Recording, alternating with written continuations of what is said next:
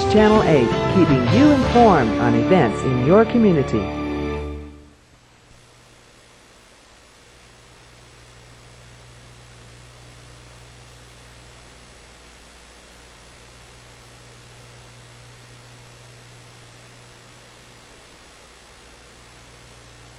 Order of the Wheat Ridge City Council meeting of August 27th, 2012. Please join me in the Pledge of Allegiance. I pledge allegiance to the flag of the United States of America and to the republic for which it stands, one nation, under God, indivisible, with liberty and justice for all. Would the city clerk please take roll?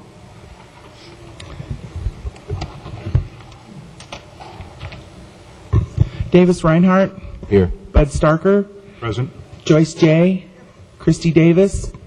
Mike Stites. Here. George Pond. Present. Tracy Langworthy. Here. Joe DeMont. Present. Thank you. We have one proclamation. Anthony Lucero is not here. Is Anthony Lucero here tonight?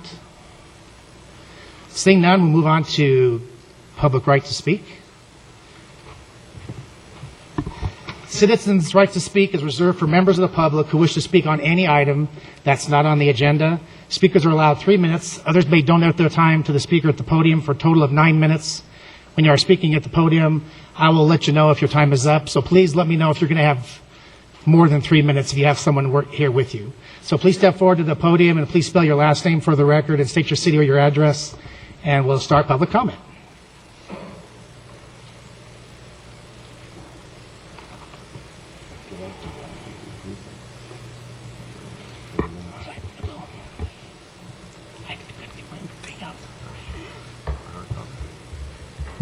Good evening. My name is Bob Doyle with the Colorado Tobacco Education and Prevention Alliance, also here as a member of Breathe Easy Wheat Ridge.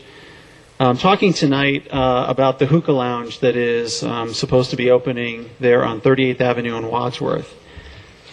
This is the website for the hookah lounge that is proposing to open, a smoking lounge that is advertising that 16-year-olds are invited in with an ID, and also advertising for 18-year-olds and up as well.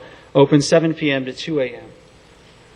For those who don't know, this is what hookah is. Hookah is the pipe. It's smoking tobacco. It's just smoking it in a different way. It still contains many of the toxic chemicals that are found in tobacco smoke. It's dangerous for those to smoke it. It's dangerous for those to be in a smoke-filled environment. We are obviously very concerned about this. We've been talking before about making this community smoke-free, and we think that this lounge opening illustrates why we need local action in Wheat Ridge. The concerning part how hookah lounges operate is they offer their tobacco in multiple flavors, such as banana, margarita, blueberry, bubblegum. It attracts and entices youth. That's exactly what it is. It's a youth smoking lounge. It uses these flavors to help youth believe that indeed it's not that harmful. And I've had young people tell me when they walk in these establishments, it smells so good, how can it be bad for me? And as we've talked maybe previously, the Surgeon General just completed their report on youth and young adults and talked extensively about how the tobacco industry over decades has used flavored tobacco to entice children and addict children. This is nothing more than a youth smoking lounge that is glamorizing tobacco use to young people, and unfortunately young as 16. So I want to give you a fact sheet for you to look at, and also some pictures of some hookah lounges information. So I'll pass this out to council. Please take a look at it. And more of our speakers tonight will address that this lounge could not open in other communities that surround this community because those communities took local action and made these places smoke-free. By the way, this gets through the state loophole.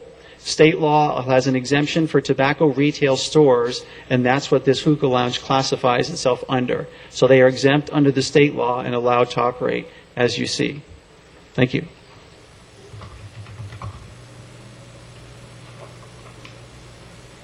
Please spell your last name for the record and state your city or your address.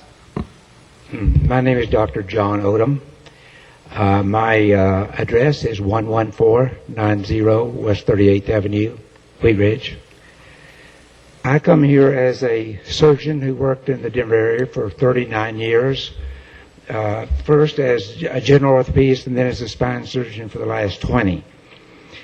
When patients smoke, when people smoke, when they have a broken bone, they don't heal that bone very well.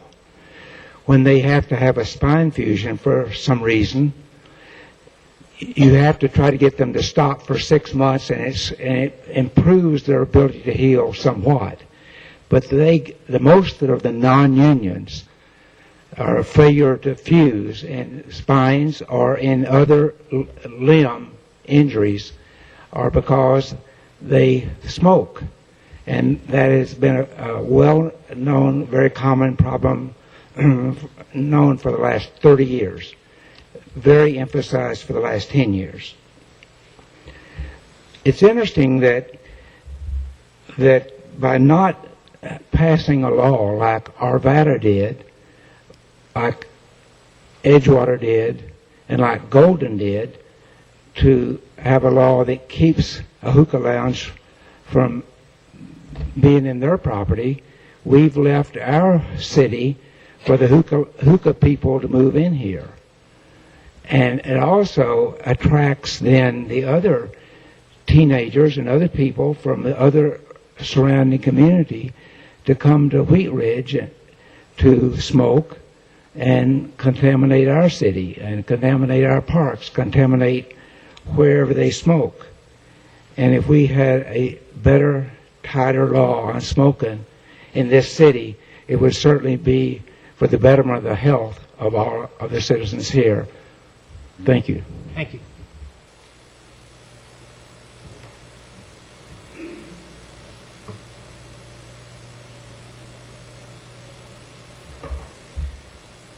Lori Odom, O-D-O-M, resident of Wheat Ridge, 11490 West 38th Avenue.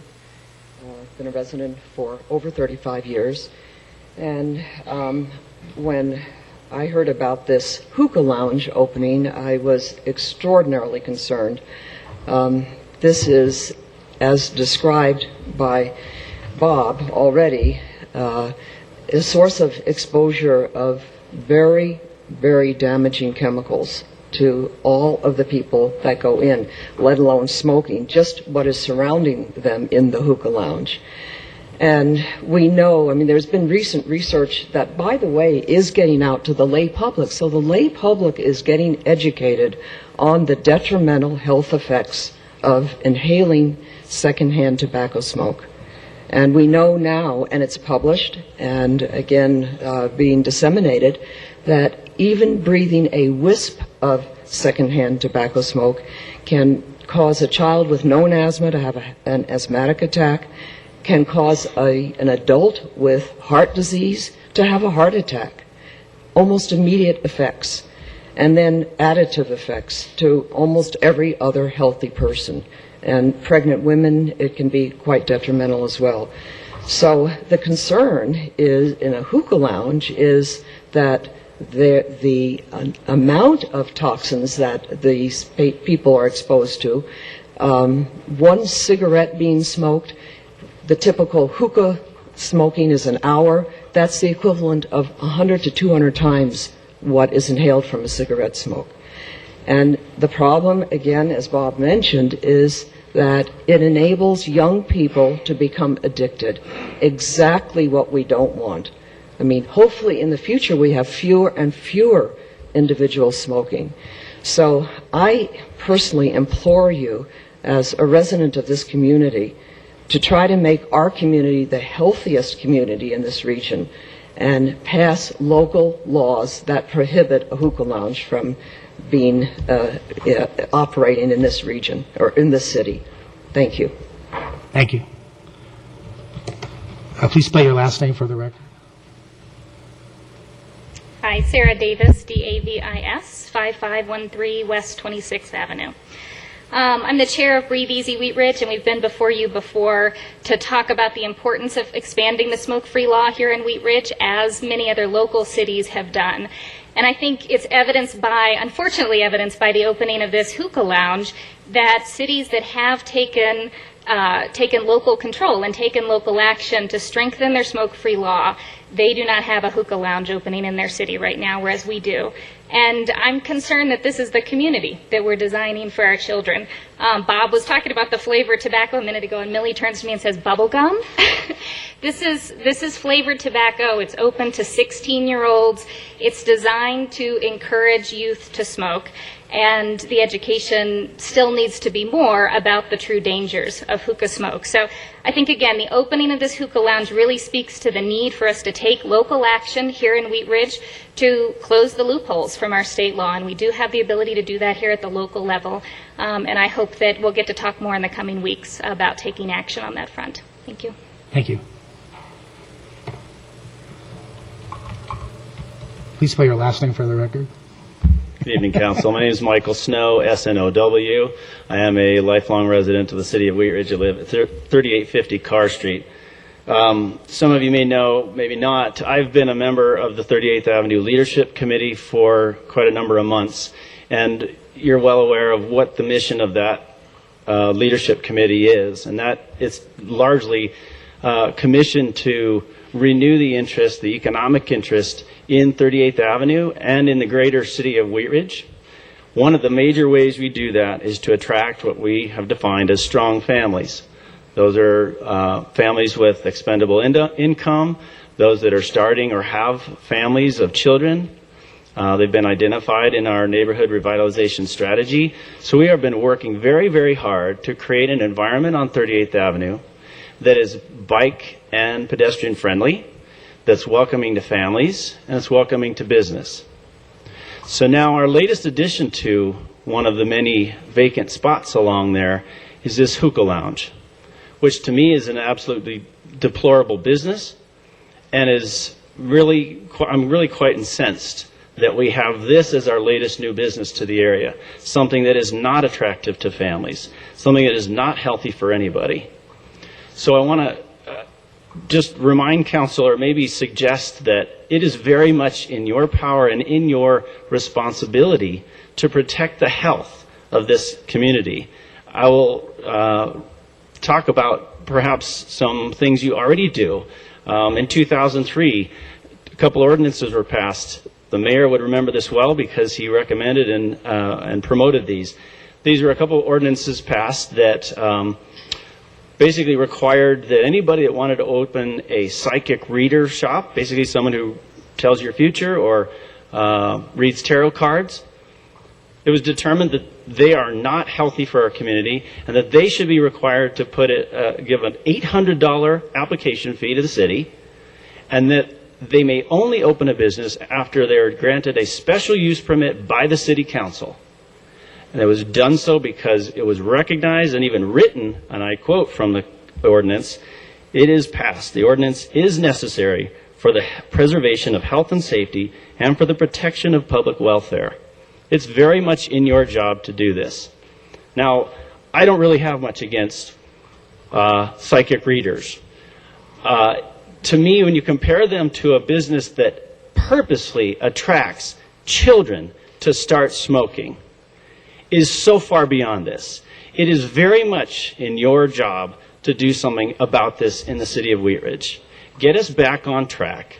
And I will also talk about what you've heard, in that many surveys have been done already to say it is not a harm to business. It's time, Mr. Snow. And you also have new surveys which are done for the area around the city of Wheat Ridge that have shown those families with the greatest expendable income would be 69% more willing to come to the city of Wheat Ridge if we had smoke-free restaurants and we had a smoke-free environment.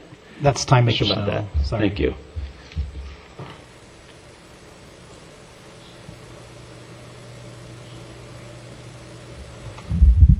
Thomas Slattery, S-L-A-T-T-E-R-Y,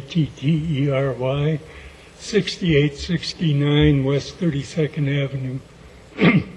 I represent Wheat Ridge United Neighborhoods, and I would like to request use of the City Council chamber and the television facilities for our annual election preview forum on the 27th of September with a backup date on the 28th. All day? No, just in the evening. Okay. 7 p.m. till approximately 10. Okay, thanks. Thank you. Mr. Slattery, maybe stay for a few minutes, or maybe a motion after all the public comment. Thank you.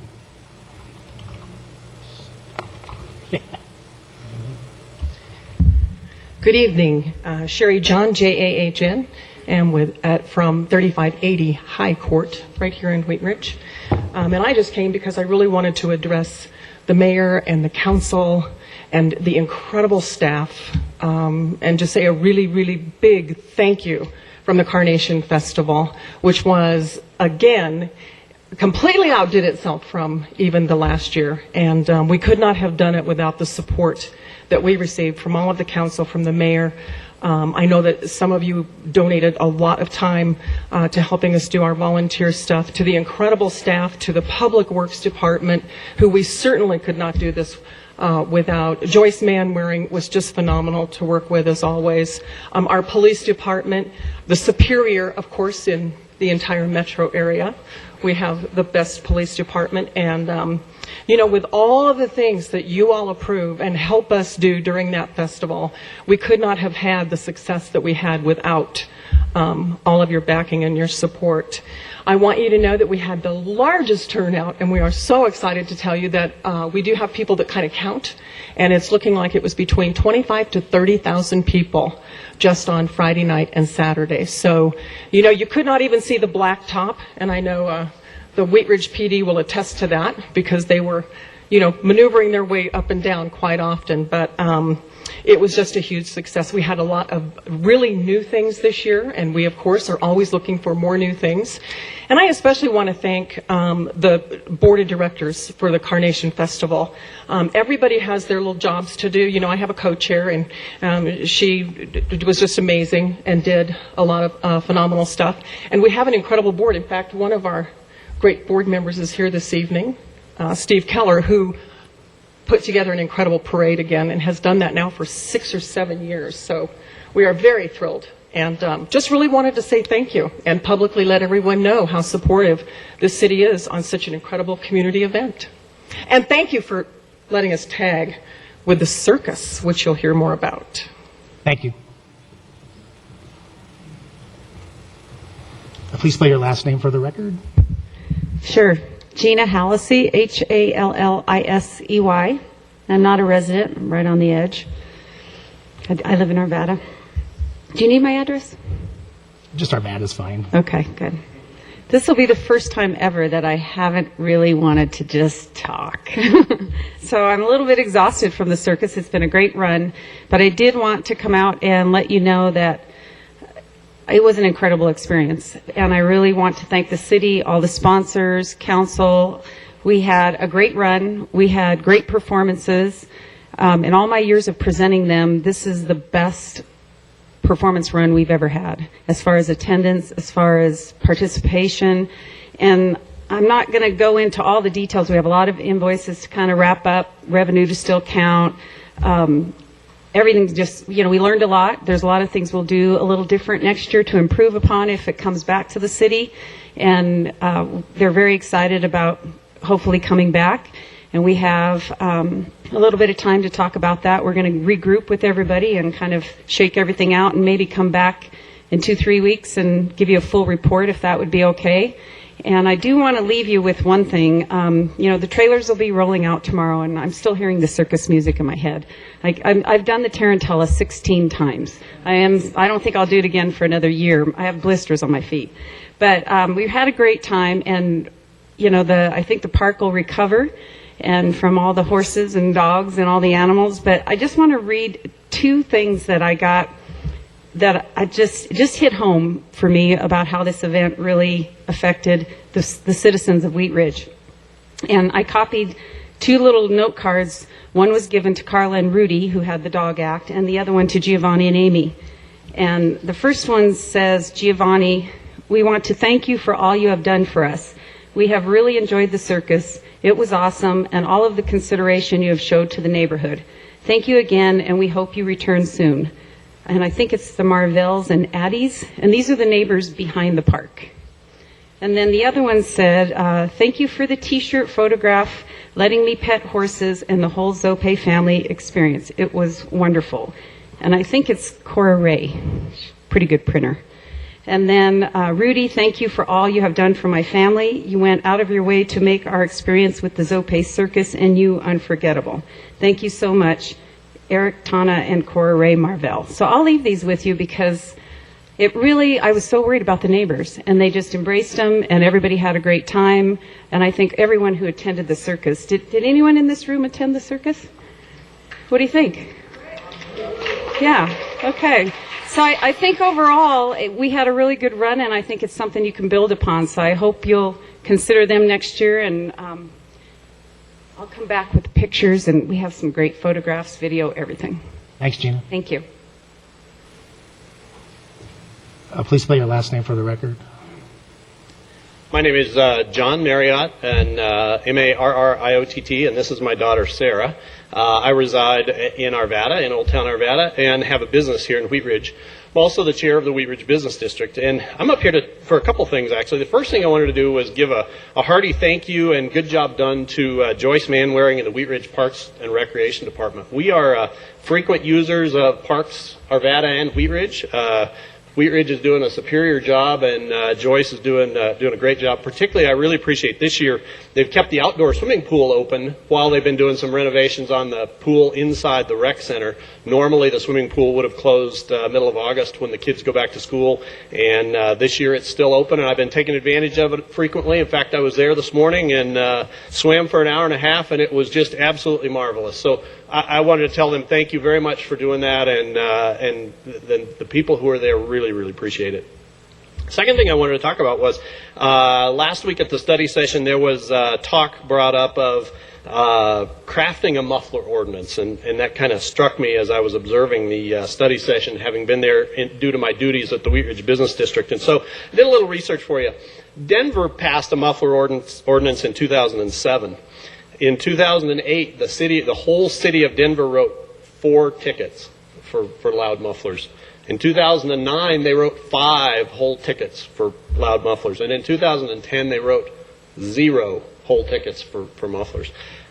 If you compare the size of Denver to the size of Wheat Ridge, you extrapolate those numbers and you look at what any kind of an ordinance about mufflers would be nothing but a feel-good, do-nothing ordinance. It's obvious the police do not have the time, resources, or energy to focus on something like that, and obviously it's turned into not a big deal because the city of Denver is not following through with issuing tickets due to mufflers. So if that comes back and goes forward again, I would encourage you to keep in mind some of the experiences from the cities around you rather than reinventing the wheel, and keep in mind what's gone on other places and try to learn from that rather than having to educate yourself.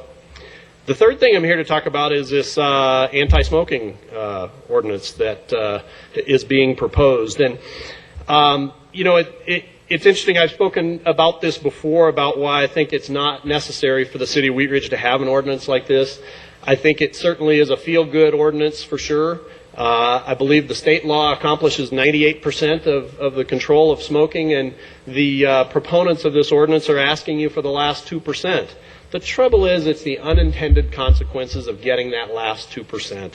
Again, we're frequent users of the park. I have not ever been in the park and had somebody smoke so close to me that it was an issue. I can't even remember it happening. And if it did happen, I'm certain we just moved. I'm with you on restaurant workers shouldn't be subjected to secondhand smoke from patrons, but the state law absolutely cures that. It's time. Okay. With regard to this hookah bar, follow state laws. If you don't like it, don't go in there. So, thank you. Folks in the crowd, I see people waving at me about time. I'm keeping 3 minutes on this state-of-the-art cell phone here, so I'm not cutting anybody off early or late. So please don't worry. It's a fair and honest and upfront timing of all speakers, pro and con. Please step forward and spell your last name for the record, please. My name is Connie Malden. My address is 3195 Xenia Street. I'm here as a member. Could you spell your last name for the record? I'm sorry? Could you spell your last name for the record? Maudin. Thank you. I'm here representing the neighbors since I'm a board member of Applewood Property Owners. The neighbors are very concerned about the animated sign that Good Times has put up in living color that changes every 6 seconds and is lit 24 hours a day. I have been working with Mrs. Trujillo in your code ordinance department, and essentially she's been stonewalled. We've come up with 3 different suggestions, none of which they would have anything to do with. My first request was, when the Good Times closes, could they turn the sign off? His answer was, it falls under the same ordinance as a billboard, and you don't turn billboards off. I don't think I've ever seen a billboard quite like that sign. As one of my neighbors said, when you have to wake up in the middle of the night and get out of bed, to have that thing hit you in the eyes is something else. I don't think it's attractive. It certainly doesn't increase the quality of lifestyle for our area. And while we are not in Wheat Ridge, the sign is. Mrs. Trujillo, or Miss Trujillo, said she could not find anything in the ordinances that would help her get rid of it. And she also said Wheat Ridge needs to write some new ordinances about these signs because she was getting other complaints about them. I have to say she has been very cooperative to us, very helpful. Thank you. Thank you. Do we have anybody else for public comment before we move on to the regular agenda? Seeing none, are there any changes to the agenda this evening? Mr. DeMont, you had a comment to make on our public comment? If a motion is in order, I'd like to make a motion. Motion is in order. Move to direct staff to work with the Wheat Ridge United Neighborhoods to allow and fund, if necessary, on September 27th, their 2012 candidate forum, as they have done so well in the past. Second. We have a motion to allow Wheat Ridge United Neighborhoods to use the council chambers for the 27th or the 28th. Seconded by Mr. Reinhardt. Discussion on the motion. Please poll the council.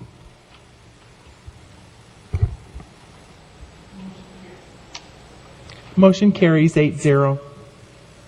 And we missed one thing tonight before we go on. We need to make a motion for approval of the minutes of August 13th, 2012. So moved. Is there a second? We have a motion to approve the minutes. It was seconded by Mr. Starker. Discussion on the minutes. Please poll the council.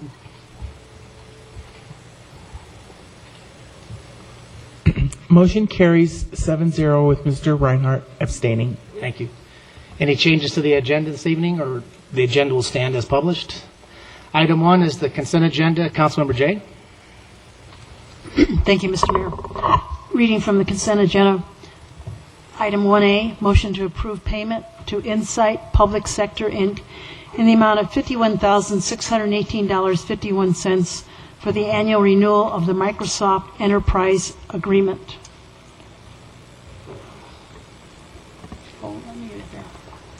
Item 1B, motion to accept Independence Street right-of-way from the City of Arvada.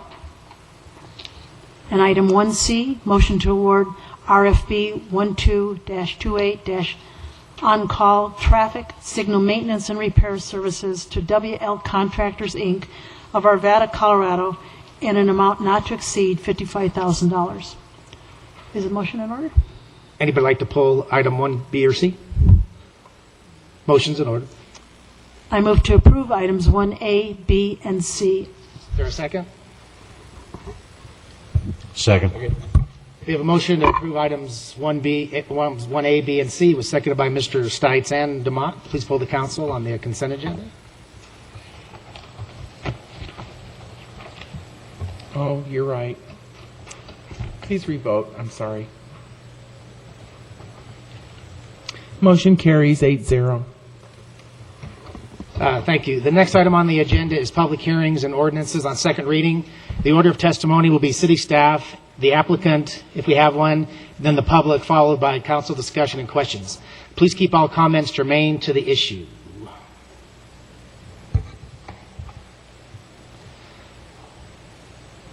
Item 2 is Council Bill 14-2012. I'm going to open the public hearing. Mr. Pond? Thank you. Council Bill number 14, 2002, an ordinance amending Section 26-603 of Chapter 26 of the Wheat Ridge Code of Laws concerning regulation of site distance triangles and swimming pool fences, case number ZOA-11-06. At issue, current regulations related to site distance triangles are difficult to apply and enforce and explain. In the same section of the zoning code, requirements for swimming pool fences do not correspond with adopted versions of the building code. The attached ordinance seeks to resolve these issues and address the following central goals, and I'll stop there. Thank you. Would the city clerk please assign an ordinance number? This would be ordinance number 1518. Move on to staff presentation. Good evening. For the record, Lauren Mikulak. I'm a planner with the city's Community Development Department, here to present case number ZOA 1106. I would like to enter into the record the case file, the draft ordinance, and the contents of this digital presentation. I would also like to document that public noticing requirements for this hearing have been met. Briefly, the focus of this amendment, the primary focus of this amendment and of this presentation is going to be related to site triangles, and that is the area located at the intersection of two streets, an alley and a street, or a driveway and a street. And we undertook this amendment largely because historically the site triangle has just been really difficult to locate on property in the field. And several different departments have been involved in this amendment: Community Development, Public Works, the Police Departments, Code Enforcement Officers, and the Parks and Rec Department. And with all of those folks involved, we had several different perspectives. And so on this slide, you're seeing some of our considerations, namely site triangles exist for safety reasons, protect the public welfare, to ensure adequate visibility for motorists, pedestrians, bicyclists. From a code enforcement perspective, the standard needs to be written in such a way that it's enforceable in the field. If we have an obstruction in this area, in the site triangle, we need a standard that property owners or code enforcement officers can locate and measure in the field. And as the council is aware, writing code requires a balancing act. So a dramatic change in the standards could result in violations where there are existing fences or landscaping. The standard hasn't changed in about 10 years, so we want a better standard, but we don't want to create a more strict regulatory environment where it's not necessary. And finally, we're seeking more clarity, so through text and diagrams to better understand the regulations, what a site triangle is.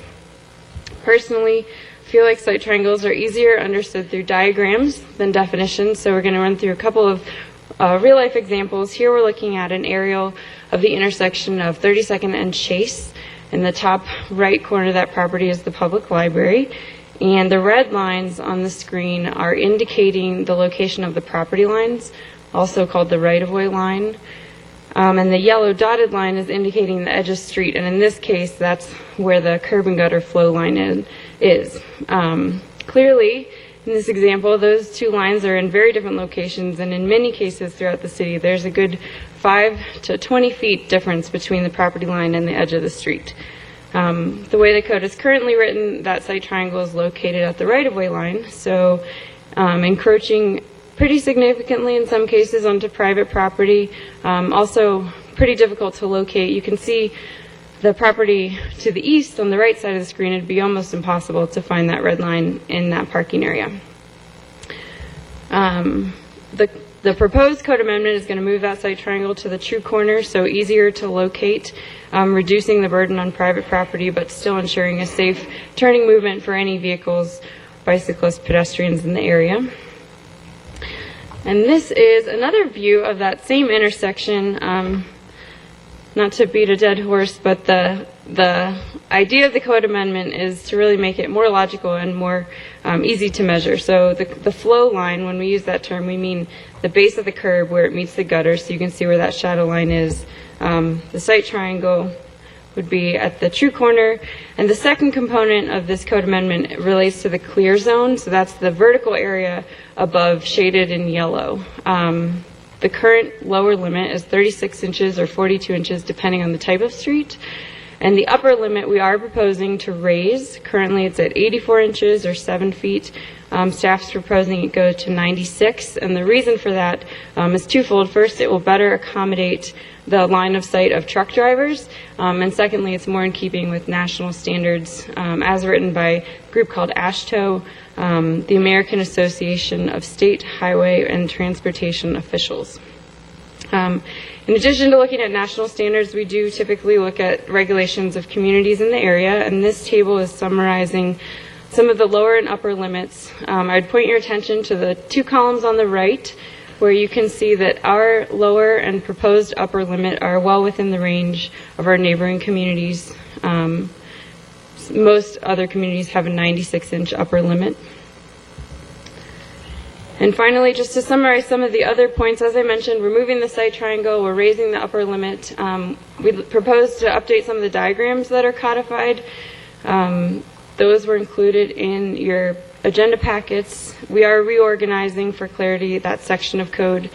And then on a slightly tangential note, in reviewing the existing code section, there was an opportunity for a cleanup. The zoning code requires a 6-foot fence related or surrounding pools and spas on private property. And that zoning code requirement is in conflict with the building codes. And the building codes are much more thorough in their treatment of aquatic facilities, and so we're proposing to remove that 6-foot and defer to the building code. And this summary concludes my presentation. I'd be happy to answer any questions about the ordinance. Thank you. Before we do that, we'll move on to public comment. Do we have anybody here to speak on item number 2, site triangle? Don't all stand up at once here. I know it's exciting information. Move on to council discussion. Discussion by council. I'm going to close the public hearing and a motion's in order. Thank you. I move to approve Council Bill number 14-2012, an ordinance amending Section 26-603 of Chapter 26 of the Wheat Ridge Code of Laws concerning regulation of the site distance triangles and swimming pool fences on second reading, and that it take effect 15 days after final publication. Second. We have a motion to approve item number 2 as stated in the packet. It was seconded by Mr. Stites. Discussion on the main motion. Please poll the council. Motion carries 8-0. Thank you. Item 3 is Council Bill number 15-2012. I'm going to open the public hearing. Ms. Davis. Council Bill number 15-2012, an ordinance submitting a proposed amendment of the Wheat Ridge Home Rule Charter to the voters of the city pursuant to the Charter Section 16.8B, setting the ballot title for the same. The issue, this ordinance initiates the procedure to call an election to amend the Home Rule Charter to clarify that all elected positions in the city, mayor, treasurer, clerk, and council members, be elected by the greatest number of votes cast. Existing charter sections require election by a majority of votes, raising the potential for runoff elections. Just one other financial impact. The amendment eliminates the potential for a runoff election. The runoff election for city clerk resulting from the November 2011 election cost was approximately $34,000. Motion in order? No, we have. We have the public hearing. We'll move on to a staff presentation. I'm assuming that's either Mr. Dahl or Ms. Shaver. Mr. Dahl? I think it's me. I think the summary covers it pretty well. You'll notice that the changes are fairly simple for the mayor, clerk, and treasurer in the ordinance that you have. A little more complicated for council member, just because the sections concerning the election of council members, because there's 8 of them and there's staggered terms, etc., are more complicated. So there's a little bit of cleanup going on in association with making the same change for council members. I'd be pleased to answer any questions. Thanks, Ms. Shaver. Did you want to say a few comments before we move on to public comment? Well, I just want to take this opportunity to thank the Election Commission. The current members are Lloyd Levy and Wanda Sang. The Election Commission met and discussed various possibilities of how to address the issue of runoff elections, and had a number of possibilities. And the recommendation from the current Election Commission was unanimous to recommend this this change that would happen with this ordinance, mostly because of financial reasons. It's very, very expensive. But I wanted to thank Wanda Sang and Lloyd Levy, and also the former clerk, Michael Snow, had a lot of input because he was the one that went through it and had to do all the work. And also the former election commission member, Peter Marks, was involved in discussions as well. So I wanted to thank them, and I think Lloyd's going to talk, maybe. Thanks. We'll move on to public comment for item number 3. Please step forward and display your last name for the record. Good evening. My name is Lloyd Levy. The last name is Levy. I live at 3275 Upham Street. And please take into consideration all you've heard before about this. I'm here specifically to support the ordinance, and I'm joined by my colleague, Wanda Sang, and you have previously received our detailed report and recommendation, and as we've noted, it's built on the work of not only this commission, but the previous commission. Our bottom line is that this is a very practical thing to do, and we would encourage you to do it. Compared to keeping the current language, which would expose the city, obviously, to the occasional but very expensive runoffs. And the numbers, you've received those numbers, range, for comparison, running the general election only costs $7,500 because we were able to piggyback on the county election process. We didn't have the benefit of that. We have to do it all by ourselves. And so 35,000 plus, or I believe actually Janelle's final tally is in excess of $37,000.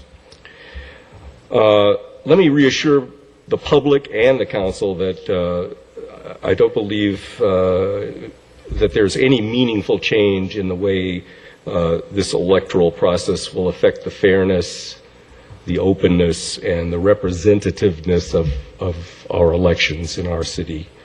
For example, the runoff election, the split of votes between the two candidates was very similar to the split of votes between the top two candidates in the first round. So, and the number of voters who dropped out were not just the voters who were voting for the third candidate. So I think you'll find that the results will be consistent and fair, even if as we go to this what's called a first past the post system. So please do approve this, and I'd be glad to answer any questions if there are ones that I can answer. Any questions or comments from council? Do we have anybody else here for the public to speak before we close the public hearing? I think I have to do an ordinance number. Oh, would you please sign an ordinance number, Ms.? Yeah. Sorry. This will be ordinance number 1519. I'm going to close the public hearing, and a motion is in order. Thank you. I move to approve Council Bill number 15-2012, an ordinance submitting a proposal amendment of the Wheat Ridge Home Rule Charter to the voters of the city pursuant to Charter Section 16.8B, and setting the ballot title for the same on the second reading, and that it take effect upon adoption. Second. We have a motion to approve item number 3, was seconded by Mr. DeMott. Discussion by council on item 3. Please poll the council. Motion carries 8-0. Thank you. Item 4 is Council Bill 16-2012. I'm going to open the public hearing. Mr. DeMott. Thank you, Mr. Mayor. Council Bill number 16-2012, an ordinance amending section 16-103 of the Wheat Ridge Code of Laws concerning unreasonable noise and providing for a special event permit for amplified sound on private property. This ordinance amends the present noise ordinance and creates a special permit program for amplified sound at outdoor events on private property. Date and time limits will be imposed, and no other conditions are permitted. The ordinance provides for a limited exemption from the city's noise ordinance, Code 16-103. City Council reviewed the proposed ordinance at several study sessions over the last couple of months. The ordinance was heard on first reading on August 13, 2012. Amendments on first reading were made to change the standard for unreasonable noise to the location of the noise source rather than the property line, and to the distance of 50 feet from a commercial or industrial district rather than 25 feet. These changes are represented by strike-throughs for deletion of text and capitalization for new text. In Sections 1A, definitions, amplified sound. Thank you. Will the city clerk please assign an ordinance number? This is ordinance number 1520. Thank you. We'll move on to staff presentation. Anything beyond Mr. DeMott's executive summary? If I might make one point. As council will recall, on first reading, council added the distinction between residential properties and commercial and industrial. Pardon me, just getting over a summer cold. It's almost over. After that, and that was fine, and the distinction is 50 feet commercial industrial, 25 feet residential. You'll notice that applies in two places. The definition of amplified sound in 1A on the first page, and then in 1B3 on the second page where the all caps language is. After the meeting, I had opportunity to talk with Ken Johnstone. He mentioned to me that didn't take into account mixed-use districts, which typically will include commercial uses. And so his suggestion, and I've placed that in the form of motion, hoping that you just accept that and as part of the motion adopting. Now you can certainly debate it separately. I'm fine with that. But I've added it to the you'll see in your recommended motion, it makes, pardon me, the addition of mixed use in association with commercial and industrial, so the limit in mixed-use districts would be 50 feet as well. And that's the one change. I think council's very familiar with the structure of this ordinance, so we can wait for any comments that might come in. I'm happy to answer any questions. Thanks. Thank you. We'll move on to public comment. Please step forward and spell your last name for the record if you're speaking on item number 4.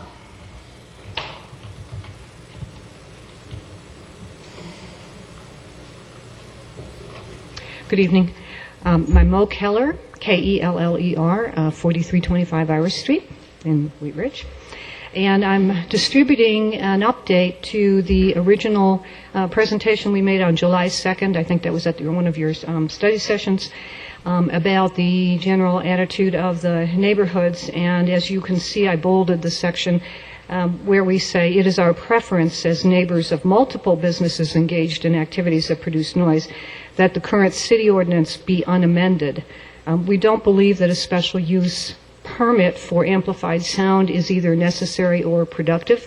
The enforcement of a special use amplified sound ordinance is the same as the current noise ordinance, which is the reasonableness as defined or as judged by the officer responding.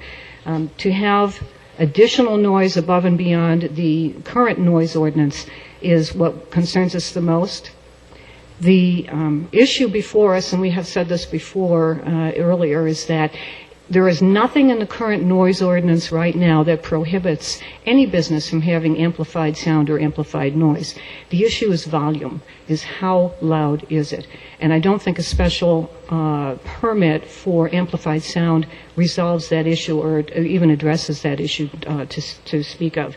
However, if the council wants to move in the direction of a special use permit for amplified sound that would be exempt from the noise ordinance, we have on the second page here a number of suggestions. One thing is that it is assumed but not written that an event would be a day, but nothing says that it would be a day. It could be a week. One event could be actually a month. There are no parameters on it. You could have Apple Blossom Month in June or something, and every day between whatever hours of time that you determine, they could have a live band or an amplified sound for the entire month that would count as one permit. So there's no definition of what the actual event, but we would suggest we would actually strongly suggest that every event means just one day. We also suggest 4 hours be the limit within that range of 9 a.m. to 9 p.m. or 10 p.m., depending on the day, for any kind of amplified sound. There is notification of the amplification process by flyer after the permit has been granted, but not before. So it does not allow the neighborhood any time to be able to present their concerns and or issues to the city manager should this move forward. And there is an appeal process for the business to appeal if they're denied, but there's no appeal process for the neighborhood should there be the permit be granted. And finally, impacts upon the surrounding neighborhoods should be considered. It's not just amplification, it's adequate parking, and it's also excessive traffic, which includes not just vehicles but pedestrians. We've had some situations where it was actually getting dangerous. People were running back and forth 44th Avenue and across Iris Street when there was a combined event in our neighborhood, and it was dangerous for us to try to make a turn right or left out of Iris if we wanted to leave our neighborhood to run an errand. So our basic premise here and our basic message to you is we would prefer not to have any kind of special use permit, but just keep the noise ordinance as it is. It has served us well so far. Thank you. Please spell your last name for the record. Laura Jenkins, Jenkins, 9715 West 43rd Avenue, Wheat Ridge. I think Mo spoke eloquently. We've all been here all summer long about this particular issue. Tonight, hearing the other people speak about the smoking issue just brought to light one of the reasons why I came the very first night that we began talking about this issue. There are members who are residents of this city, and there are businesses that seek to look at ordinances not because they want to become better citizens, not because they want to comply with the law, but they seek to find the loophole in the ordinance so that they can get what it is that they want at the cost to everyone else that's around them. That's, in my opinion, not being a good resident, not being a good business, and that's not what I want my city to look like. What I would like is for all of us to get along. As the City Council, I acknowledge that you all have done a great job of looking at how do we bring in businesses, how do we promote this city. But again, the loopholes that exist out there, and when I hear the gentleman speak about how the hookah bar now can come into the city, it just frightens me. So I would like for you to look long and hard at this ordinance from the idea of how are people going to violate it, because that is what's going to happen. That's what I feel like my entire summer has been like. Businesses not wanting to be good neighbors, but to do exactly what it is that they want to do without regard to a semblance of peace and quiet. Thank you.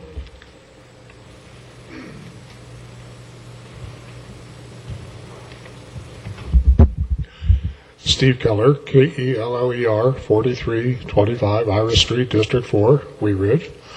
And thanks again for the opportunity to speak to the proposed revision of the noise ordinance.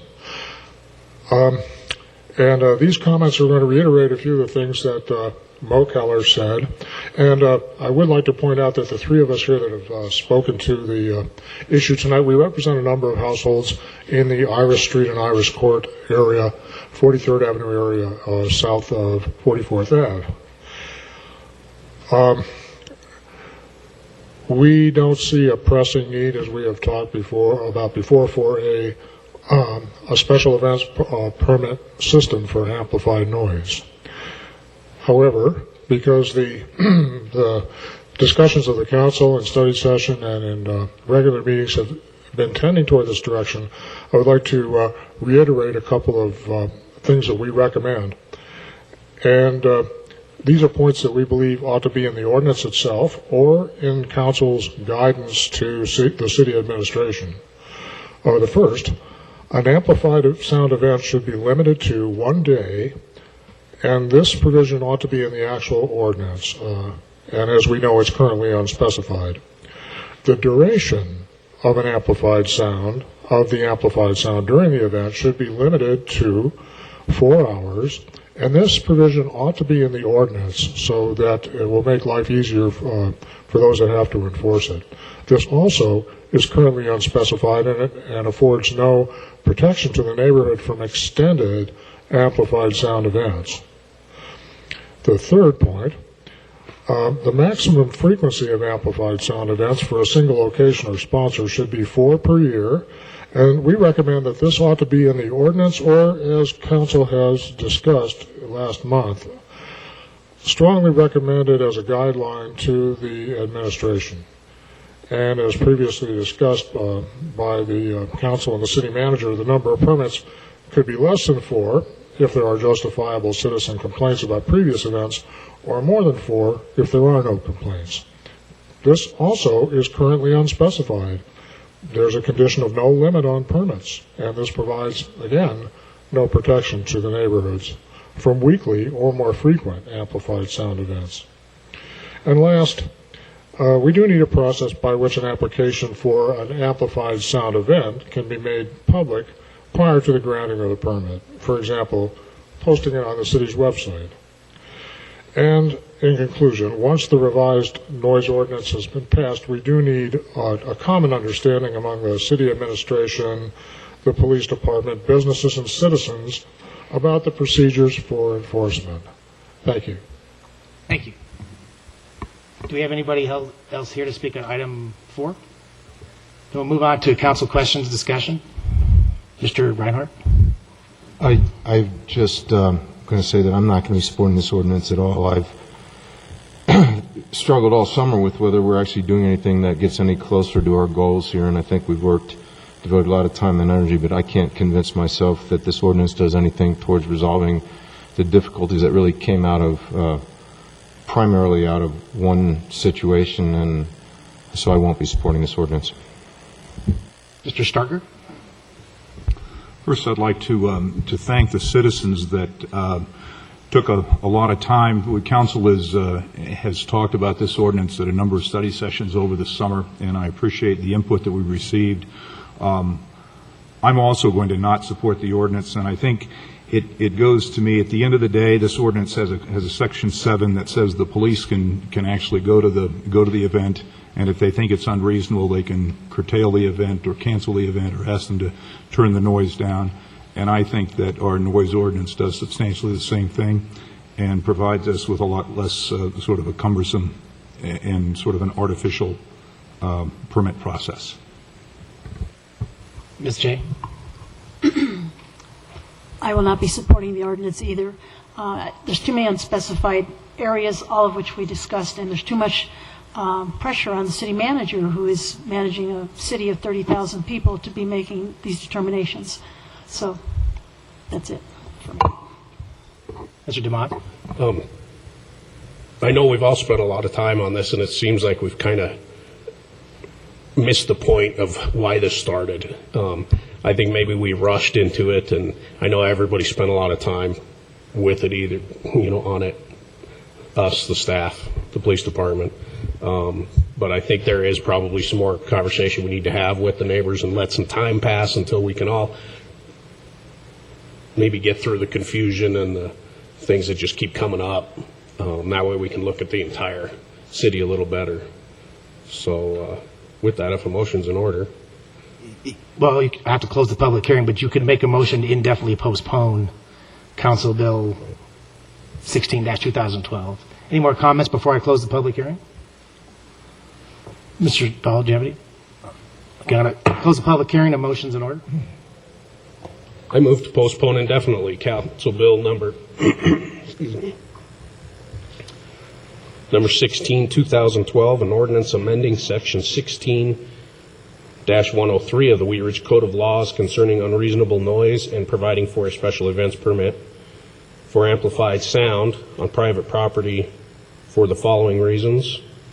I think some confusion still exists, and we have a little bit more work to do on it. Is there a second? Second. We have a motion to indefinitely postpone, which I do agree with. It was seconded by Councilmember Langworthy. Discussion on indefinitely postpone. Please poll the council. Motion carries 8-0. Thank you. The next item on the agenda is ordinances on first reading. Council Bill 17-2012. Mr. Starker. Thank you, Mr. Mayor. I'd like to introduce item number 5 on our agenda, ordinance number 17-2012, an ordinance adding a new section 26-638 to Chapter 26 of the Wheat Ridge Code of Laws concerning zoning to define occupancy limits and authorize the enforcement of such limits as a civil matter. At issue, the city's zoning regulations found in Chapter 26 of the Wheat Ridge Code of Laws, the Code, currently limit the number of unrelated individuals who may reside in a residential dwelling unit by virtue of definitions of family and dwelling unit and the use schedules and tables located in various sections throughout the Charter. This ordinance adopts a single code section concerning residential occupancy limits. Staff believes this amendment will facilitate public understanding of what is permitted and prohibited, as well as facilitate city enforcement. This ordinance also designates a violation of its requirements as a civil matter, for which violators may not be sentenced to jail, and for which the city's burden of proof is by a preponderance of the evidence. Staff believes these civil standards are more appropriate for occupancy limit enforcement than criminal standards, potential jail time, and proof beyond a reasonable doubt. Motion's in order.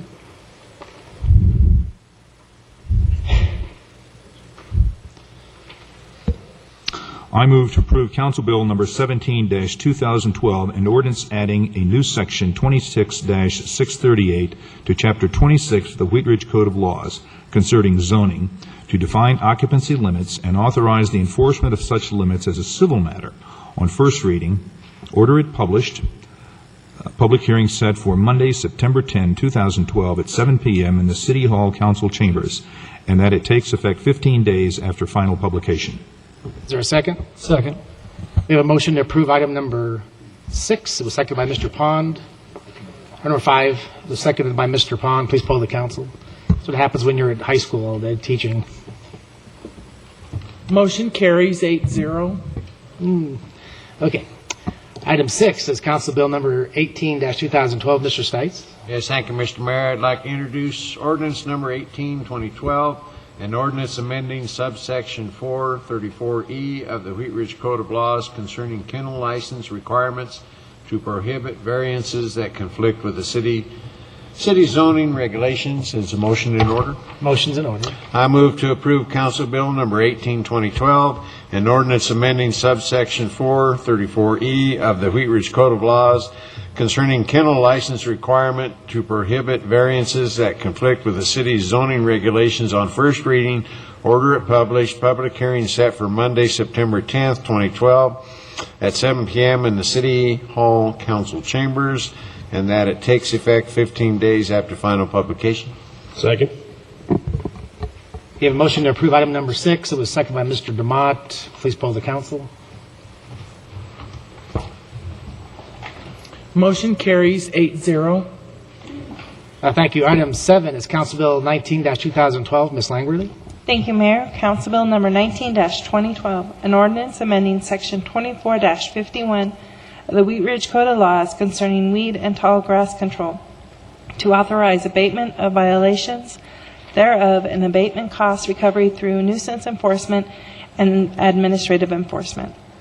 Though the weed and tall grass abatement process currently set forth in section 24-51 of the Wheat Ridge Code of Laws authorizes the city to enter property for abatement purposes upon 7 days' notice by posting or mailing. That the city attorney's office and police department have consulted and recommend that this process be amended and abatement pursued under the existing nuisance enforcement and administrative enforcement processes found elsewhere in the code. This ordinance makes those recommended changes. The motion in order? Motion's in order. I move to approve Council Bill number 19-2012, an ordinance amending section 24-51 of the Wheat Ridge Code of Laws concerning weed and tall grass control to authorize abatement of violations thereof through nuisance enforcement and administrative enforcement. On first reading, order it published, public hearing set for Monday, September 10th, 2012 at 7 p.m. in the City Hall Council Chambers, and that it take effect 15 days after final publication.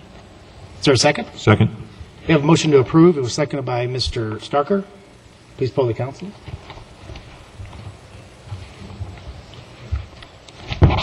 Motion carries 8-0. Thank you. The next item on the agenda is the citizens' resolutions and motions. And item 8, I believe Mr. Stark was going to recuse himself. Mr. Mayor, with the council's permission, I have an interest in this, and I would ask to be recused. I would agree. Thank you. Oh, okay. Is that an aye? Okay. I see. That's how it look.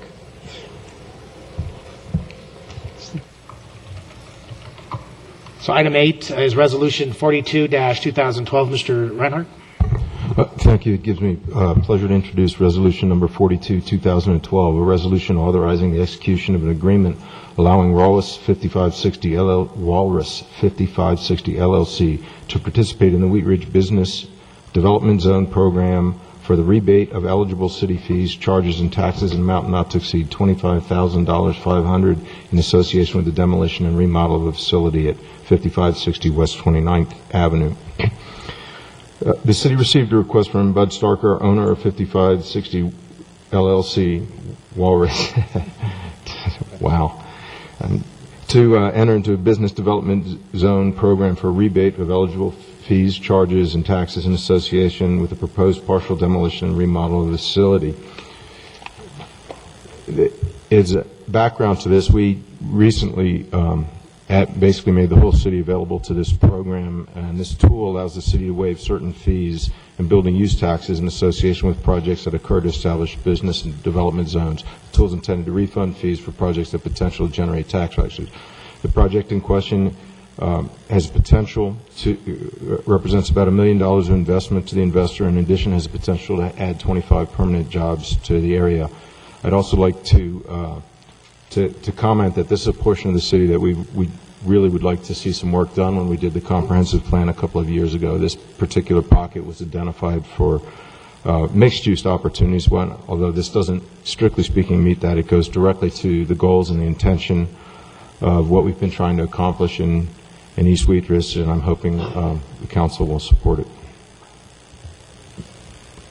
Is it motion in order? It is in order. Mr. Mayor. I move to approve Resolution Number 42, 2012, a resolution authorizing the execution of an agreement allowing Walrus 5560 LLC to participate in the Wheat Ridge Business Development Zone Program and for the rebate of building use taxes in an amount not to exceed $25,500 in association with the demolition and remodel of the facility at 5560 West 29th Avenue in Wheat Ridge. Is there a second? Second. We have a motion for approval. It was seconded by Ms. J. Mr. Dahl, you have comments? Just to mention that the code in this context requires a majority vote of the entire council. So despite the fact that Mr. Starker's not going to be voting, you still need 5 votes to...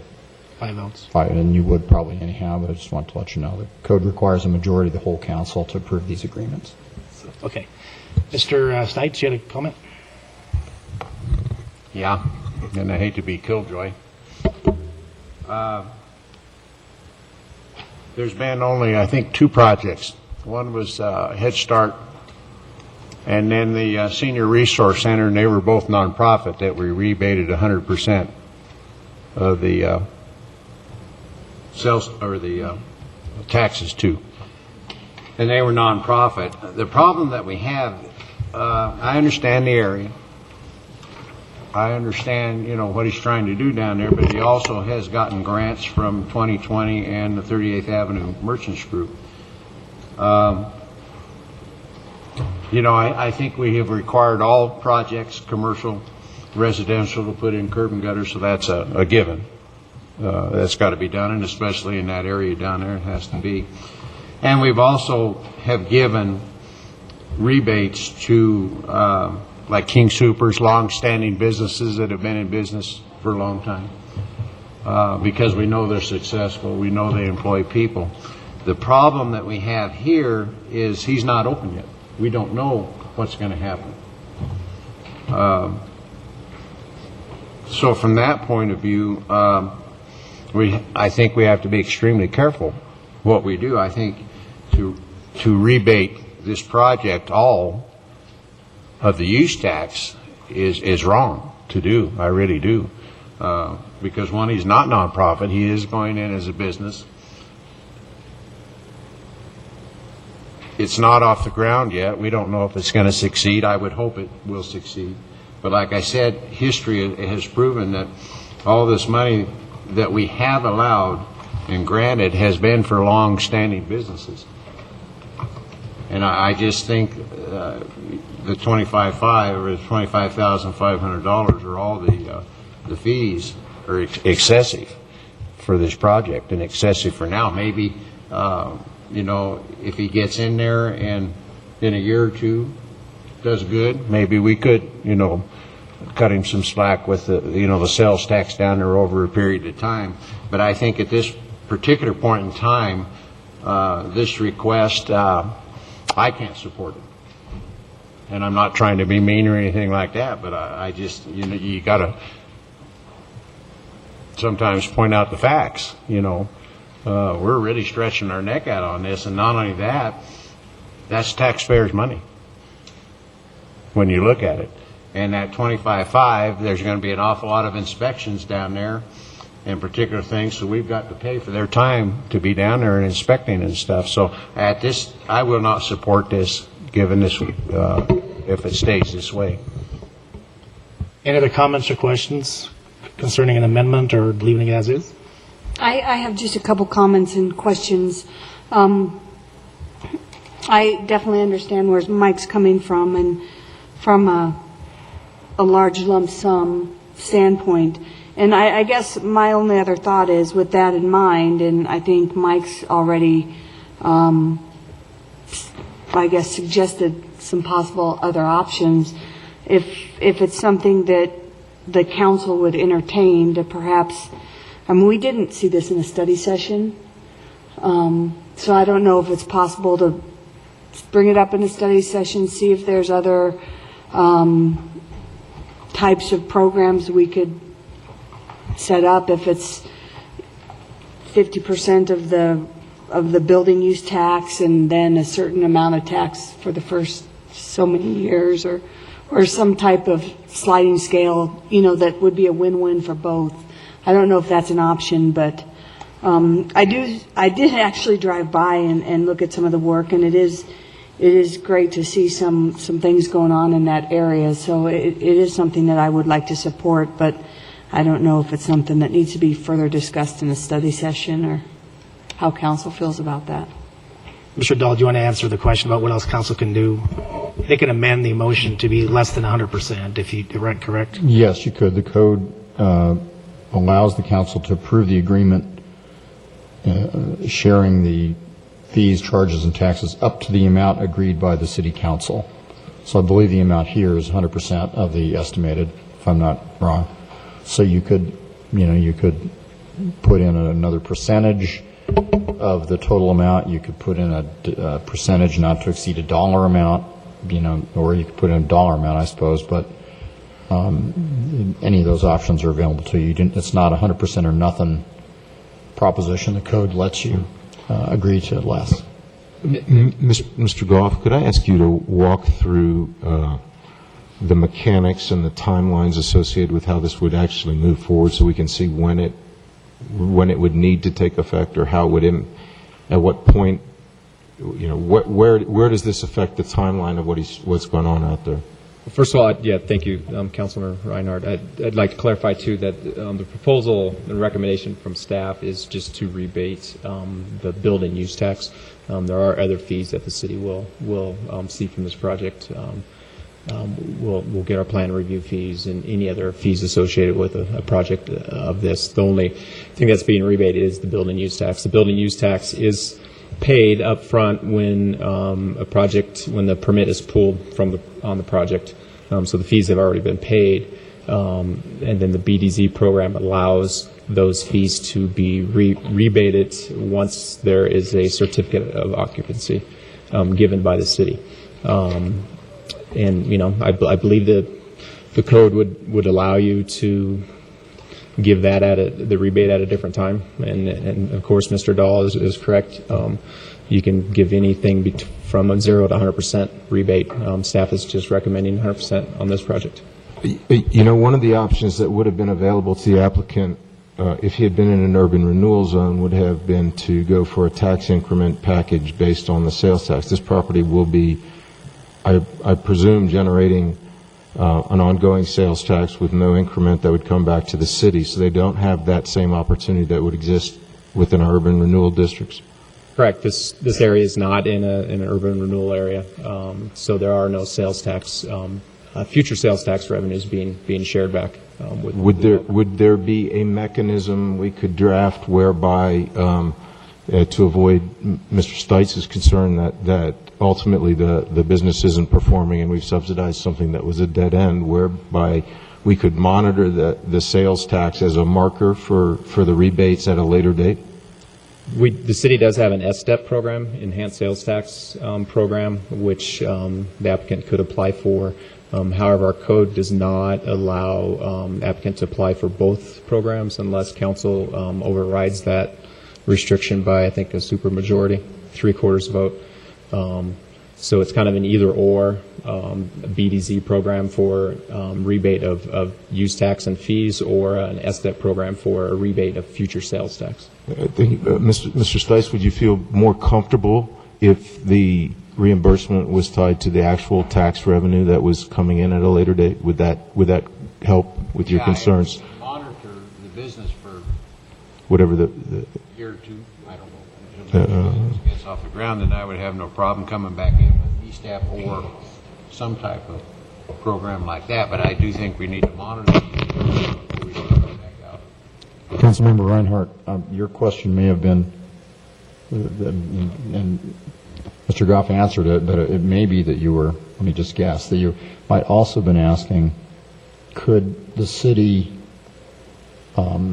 tie the rebate of the use tax to sales tax performance? Not really rebating sales tax, but using sales tax performance as a way of deciding sort of when and how much to rebate of this $25,005 in use tax. And you could do that too. I mean, you would have to get written into the agreement, and we'd probably have to do a little wordsmithing and bring it back in 2 weeks, because that'd be too tricky to get all the words right here tonight, but we could do that concept if that's where you were headed. Okay. Mr. DeMott? I think we're thinking along the same lines. But with, to save some headaches and some trouble, I think if we can amend, I think Walrus has a great project. And I've seen on the Wheat Ridge Business District, we've seen the plan, and we have awarded him with, I think it's over $13,000, and he's been awarded something from 2020. He does have a very viable product. I know that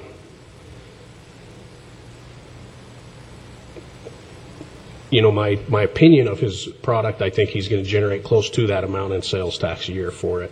And I'm just speculating on what the restaurant's going to generate. So I think it'll be a good thing, good for the neighborhood.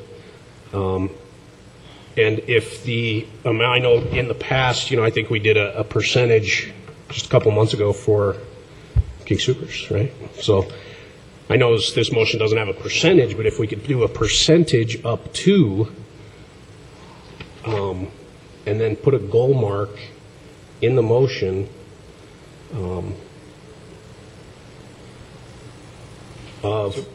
I feel he's going to, the $25,000 is close to a year's sales tax of the city. So would you suggest, like, over a 2-year period of time? I would say, I'm going to say 3. So if I make an amendment to the motion, I would move to amend the motion. Well, I'll tell you what, let me finish talking. Yeah, I don't know. Why don't you take a 5-minute recess and talk to Mr. Bell? Okay, let me finish the point real quick. Okay. Let me back up a little bit. We haven't done this for a restaurant. We haven't done this for a new business. And I'm not sure that I want to set a precedent that every new restaurant that comes in, restaurants do come and go. And I don't want to set a precedent that every new restaurant that comes in is not going to have to pay use tax, and I don't want to say that the building department's going to be a little unhappy with that, or it's going to strain them a little bit.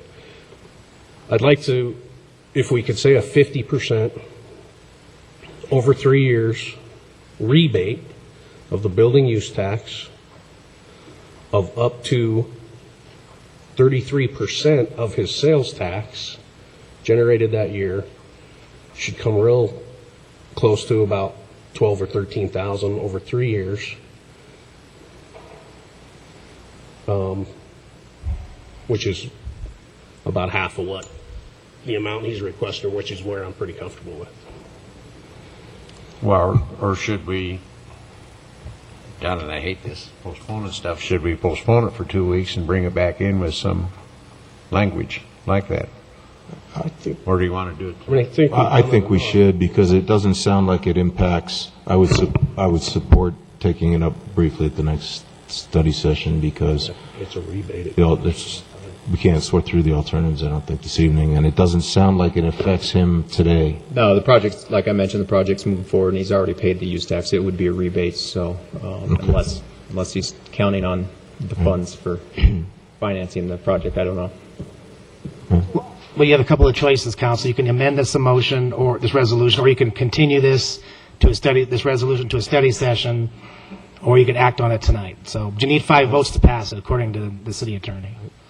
So what do you want to do? I move to continue it to a study session. Or do I continue this to time certain at the next regular business meeting? Is that the right? Yeah, we can. Just the next regular. Just allow the discussion of the study session. So I move to continue this to the next regular business session, which is September 10th. September 10th. Yep. Great. Okay, we have a motion to continue this resolution 42-2012 to the September 10th study session. Staff can come up with some language that we can have ready for that evening, which I think. Yeah, I think we have a pretty good idea of what direction. Second on the motion. Second the motion. I think Mr. Demott and Mr. Pond, do you have a comment? Yeah, I would just, a recommendation for the content of the study session to include some discussion about looking ahead, if this is in fact the first time, it's certainly, I think, understanding it in the context of how we want to use this as a tool, and making sure that we're, being careful about how it is we're crafting this so that, we're not being overly, we're not trying to kind of damage this or future opportunities to use this as a tool. That's I just, so obviously economic development conversation as well. Mr. Stites? See, and I agree with that, because we're on dangerous ground here, because we've never done this before. So what we do now sets a precedent for anybody else, regardless of what it is, to come in and apply. So I think that's why we need to take our time a little bit here and just look at it and see. Okay, so the motion is to postpone Resolution 42-2012 to the September 10th study session. That was seconded by Ms. Jay. Please poll the council on the continuation.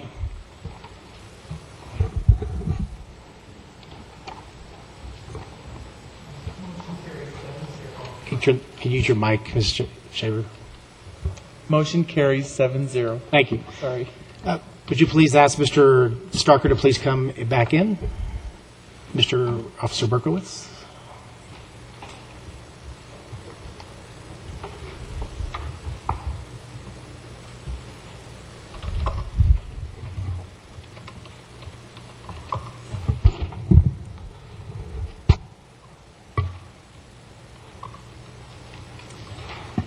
The next item on the agenda is Resolution 43-2012. Mr. Pond. Thank you, Mr. Mayor. I'm happy to introduce Resolution number 43-2009, a resolution of the Wheat Ridge City Council concerning the Jefferson County School District R1's bond issue and mill levy override issue on the November 6, 2012 general election ballot. The majority of Wheat Ridge citizens rely on Jefferson County R1 School District to provide for the education needs of their children. The demands of the school system are greater than the resources currently available because of the decrease in state funding. One-time funds from the state and federal government are also gone. The Jefferson County Board of Education has placed 2 issues on the November 6, 2012 general election ballot. The first seeks a mill levy override to maintain class size and student electives, maintain programs of instrumental music, counseling, teacher training, and libraries, reinstate instructional days, maintain healthy and safe learning environments, and continue technology integrations in schools. The second seeks approval to increase debt by $99 million to keep students warm, safe, and dry through building maintenance and improvements. Motion's in order. I move to approve number 43-2012, a resolution of Wheat Ridge City Council concerning the Jefferson County School District R1's bond issue and mill levy override issue on the November 6, 2012 general election ballot. Is there a second? Second. We have a motion to approve item number 9. It was seconded by Ms. Langworthy. Do we have anybody from the public here to speak tonight on item number 9? Please step forward. And please spell your last name for the record.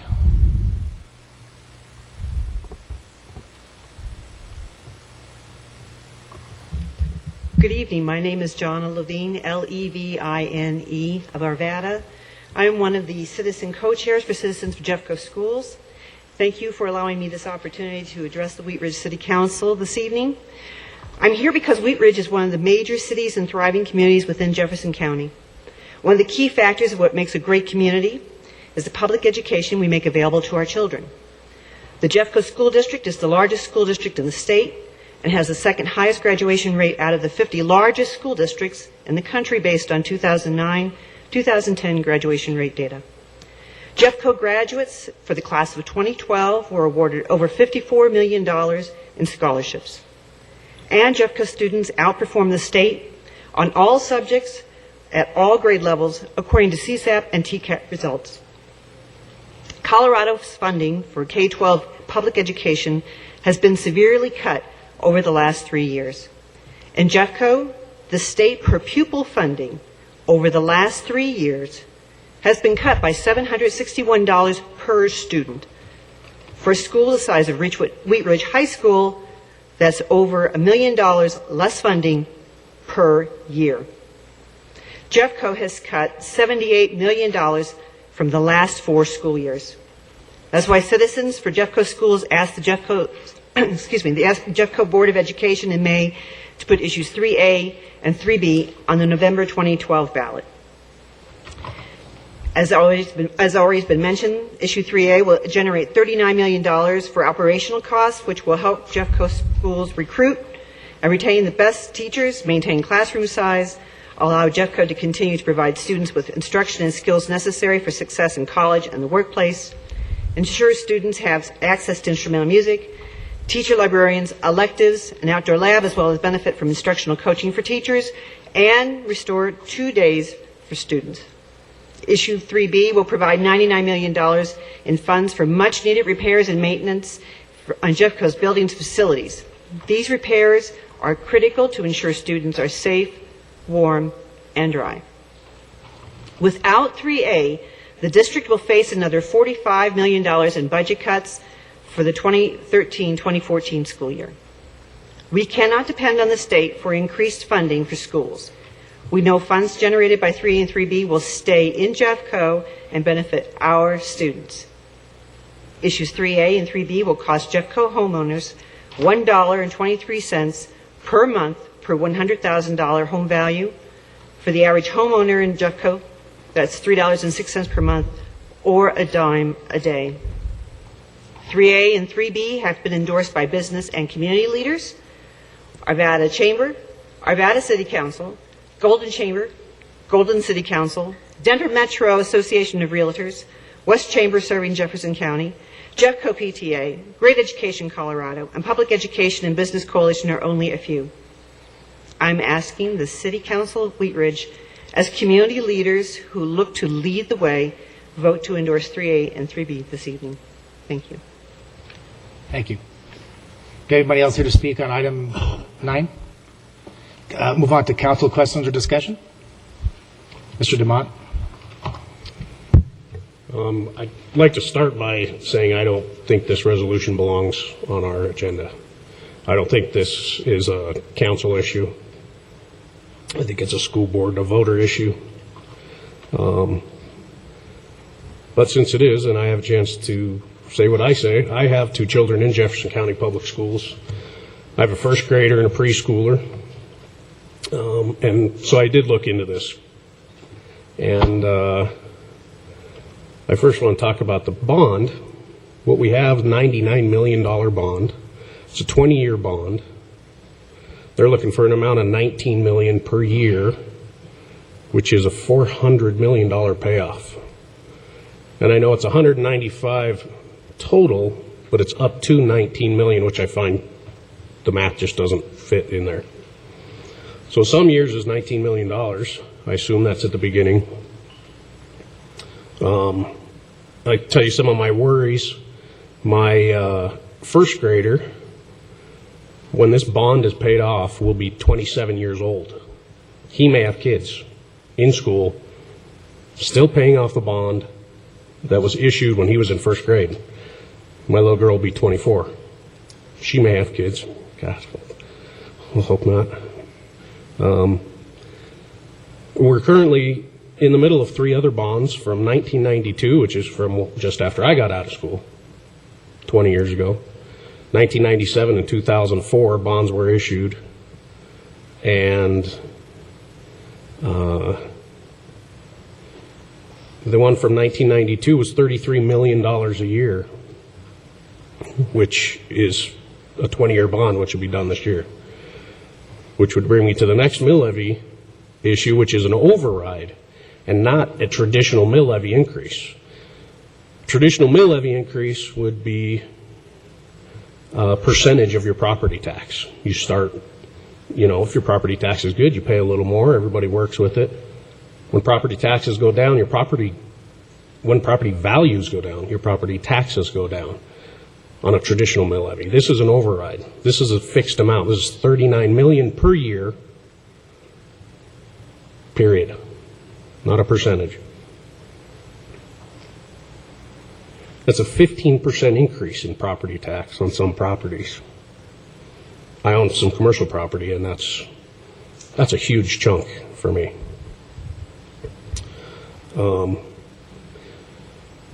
Jefferson County is the highest. 49 mil is the highest in Colorado. Colorado averages 37%. So I can understand why they wouldn't ask for a mill levy increase, because that would put us way above the average.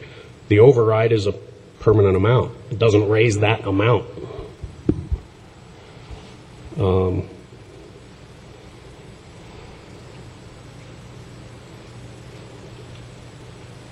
I just, feel that normally this wouldn't be anybody's business. As a Jeffco voter and a father, I would vote one way or the other, and it's not anybody's business. I don't like that I am asked how I'm going to vote on a ballot, but I'm not going to support the resolution, and I'm a little uncomfortable with it even being on here. So. Any other comments, Mr. Davis? I also want to comment. I actually am a Jefferson County graduate, Wheat Ridge High School, and this, I have to reflect a little bit of what Joey's saying, Mr. DeMott's saying, is it's an awkward situation because, again, I think it's important to for each person to be educated and to make their vote. I don't have children, but I think if you ask anyone in my neighborhood and the PTAs, I do belong to PTA. I am an active contributor to their fundraising projects and programs to help the schools out. And I do respect the vision and Jefferson County's work as far as some of the statistics that were given tonight. But I don't also feel comfortable. I know this was something that was talked about before our study session and brought up again at our study session, was that at one point we had decided that we weren't going to bring this forward for a vote, and then it was brought up again at a study session, and that was changed. But I do feel I need to educate myself more about it. I need to look at some of those numbers. And I don't feel comfortable at this point supporting it, and for several reasons. I think I need to delve in more and get more information. But then I also feel that it's important to encourage each voter and each member of Jefferson County to review the information. Again, I encourage those people supporting the information to be sure to get it out there so we have appropriate information, but I won't be supporting it either. We have a motion. We have a motion, Mr. Stites.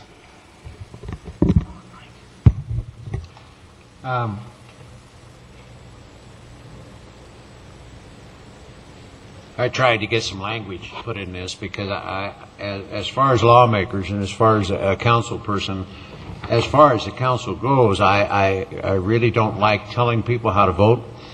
I think voting is a personal thing, and I don't think we should use our position to tell people how to vote on stuff. I tried to get it changed last time that we would support the goals of Jefferson County Schools, and somehow it came out that to support the goals of these ballot issues, and I can't do that. I would encourage people to get information on it, to make their own decision. But as far as me as a council person and lawmaker, I just think it's wrong that we force ourselves and tell people how to vote, so I will not support this. Just for that reason, you know, it may be a problem that they need, you know, a 3A, 3B, and I wish there was some other way, and maybe sometime you might contact your state legislatures and see if they can somehow figure out a way to fund these schools better than what they do. Maybe they should cut out some of their projects, and I'll get off my soapbox now. But I will not support this just for the fact that I don't think we as lawmakers should tell people how to vote. Well, I'll take a run at responding to the last three, and I think most of the council knows I've struggled mightily with this question. But so in order of how I got to supporting this, first, I do think that the health of our community is so closely tied to the health of our schools that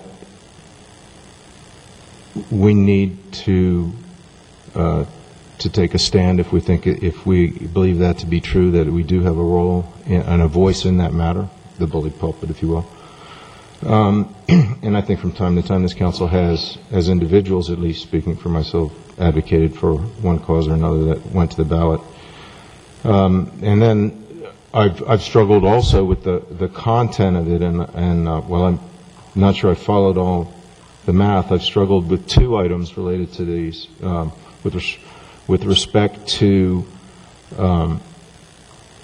the funding of improvements portion of the thing, I am afraid that there's some penny wise and pound foolish decisions in not moving forward on preventive maintenance on our buildings, or the school boards, strictly speaking, the school buildings.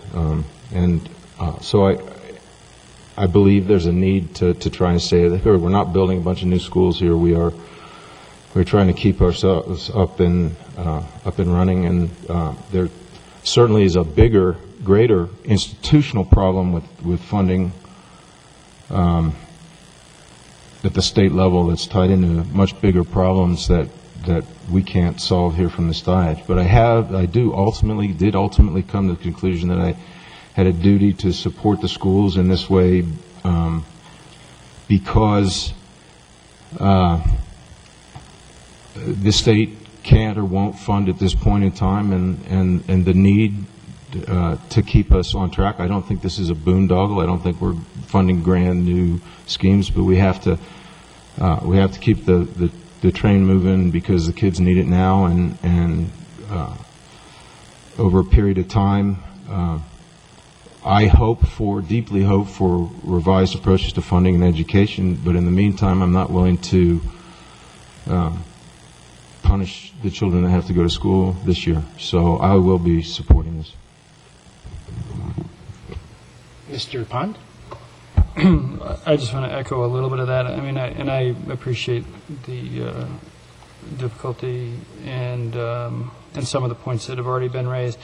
I support this, and specifically as the resolution states, I support the goals of these ballot initiatives in a couple of ways. One of the things, in my community specifically, before I ever became a participant of the Jefferson County District, which I am now with kids, I watched people over and over struggle with one example out of many inside of this from a curriculum standpoint, outdoor lab, and watched people really fight for a piece of curriculum that was important to the school district, important to us as Coloradans, and putting people out into nature. And it's kind of amazing to think that something as fundamental as that could be on the chopping block. And it was sad to see actually the amount of effort that took place to solidify something that would seem so fundamental. And the second thing is, in my professional life, I actually see the effects of not taking deferred maintenance seriously, and it has extreme consequences down, over time. And so, although I certainly accept that this is real money and a lot of it that we're talking about, it gets much worse over time when the infrastructure that we're talking about erodes and has to be dealt with later in time, and we would be sitting and talking about something much larger than this. Ms. Jay? I'm a frugal person. But when I think about the school district and how it reflects on the community and the county and the state and the nation in developing students, developing workers for the nation. And I've listened to talks by Cindy Stevenson, of course, the superintendent, as to how the school, how Jefferson County, how they've made cuts to personnel and salaries, and I feel they're very genuine. So frugal as I am, I will be supporting this. And in the same way, in the goals of it. But I also feel as that each person should study it theirself and make their own decision as to how they feel about these issues, and really give it a study because it's very complicated.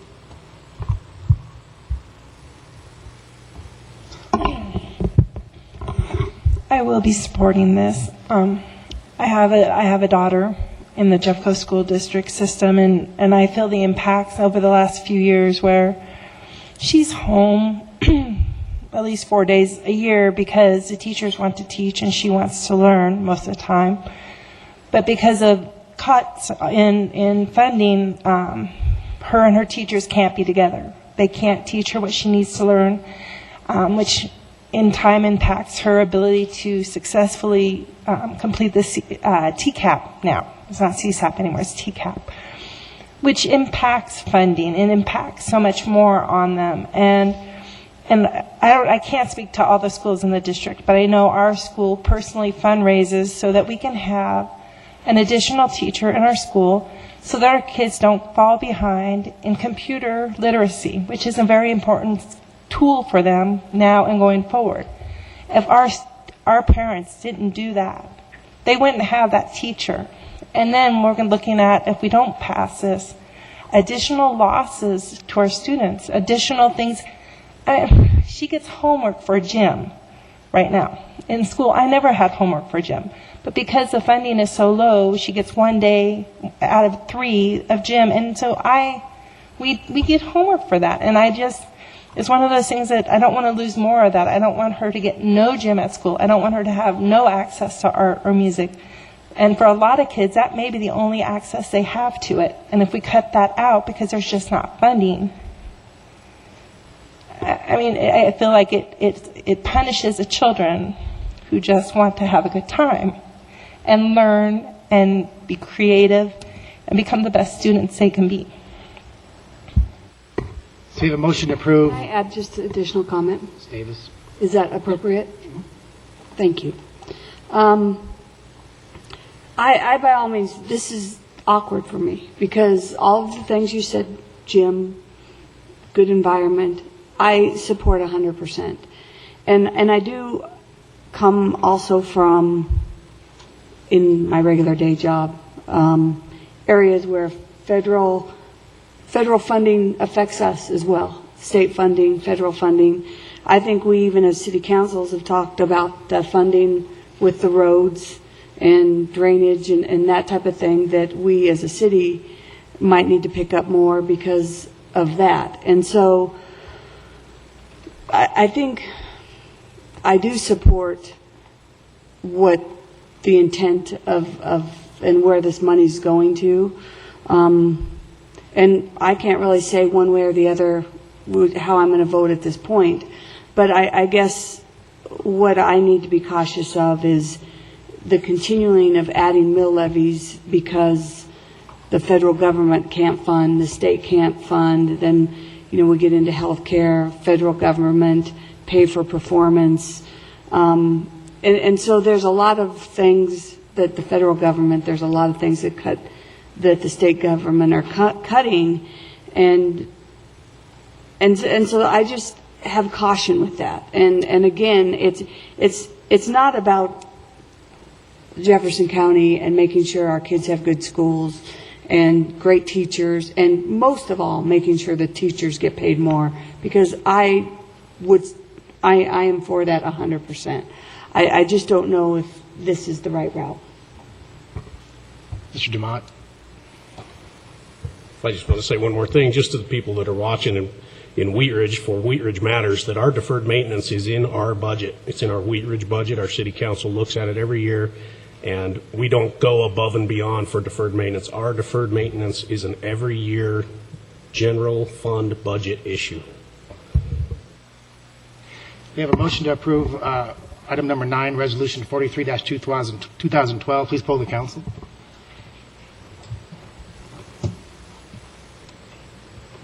Motion carries 5-3 with council members DeMott, Davis, and Stites voting no.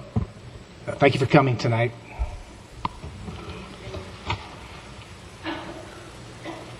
So that concludes our agenda for the evening. We'll move on to city manager's matters.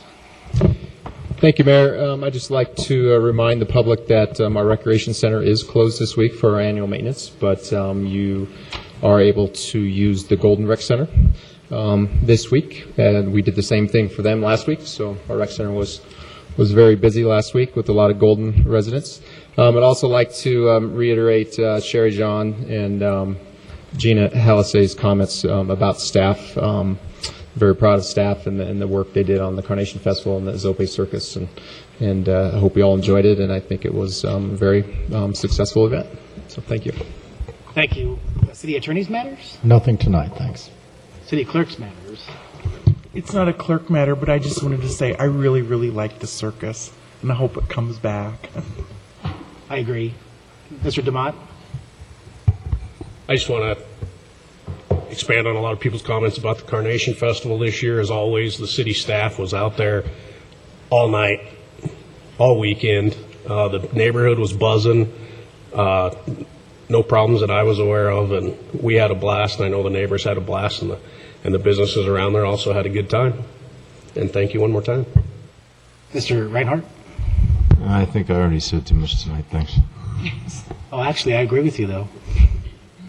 Then I definitely said too much. Mr. Pond? Nothing further, thanks. Ms. J? I got to beat Mike to the weed thing. Because of Mike Stites continually announcing about cleaning up your weeds, there was a woman on Wadsworth Boulevard standing out there, pulling weeds madly from 44th and Wadsworth, and I could just say that this was because of Mike. Ms. Davis? I'd also like to thank the city and the volunteers that helped with the Carnation Festival. I will say my neighbors oohed and awed about the fireworks. I was kind of giggling since the 4th of July fireworks. I thought maybe we went and bought buy one, get one free from the other cities from the 4th of July fireworks. But I heard they were amazing. I sat and watched the Bronco game, which I should have stayed home and watched fireworks. The other thing I'd like to do is give a shout out to our neighborhood. One thing I'd like to thank the council members that attended our 6th annual block party. And we had an awesome turnout, probably 80 to 100 people. I can say we know how to throw a block party. It's gotten pretty easy in the 6 years. I'd like to thank the police department.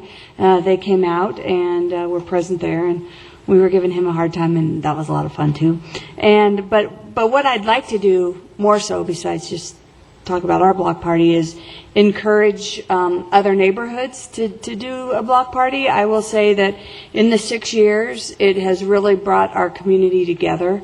We're very, the neighborhood is very strong. I think there's, we all know each other very well, and it's really built the community that we kind of talk or hear them talking about, as far as creating a community around 38th Avenue, creating a community through shared beliefs. But I do think you can also create a community just with the person next door to you.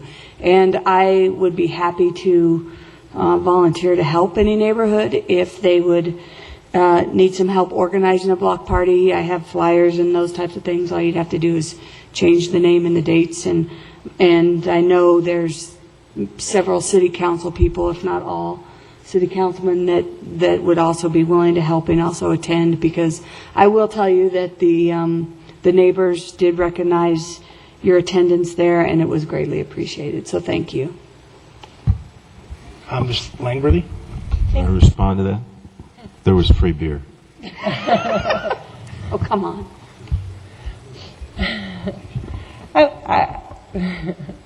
As one of the members who did go to that, I thought it was fantastic to see how well everybody got along in a neighborhood. And I mean, if you take one time a year and spend time with someone you don't get to see all that often, big problems can become smaller problems. And maybe you don't need to have mitigation or mediation, or I mean, you could just work with each other in your, and you just don't know where that's going to pop up. I mean, someone could be unhappy about the smallest things, the way you park your car. And I mean, if you know that person as a friend, as a neighbor, as a person, and not just someone who's out to annoy you, it just makes life so much better for everyone. So I appreciated seeing that, because that's a fantastic, you had a lot of people that were just all nice to each other. And it wasn't the beer. And then I'd also like to thank the Carnation Festival.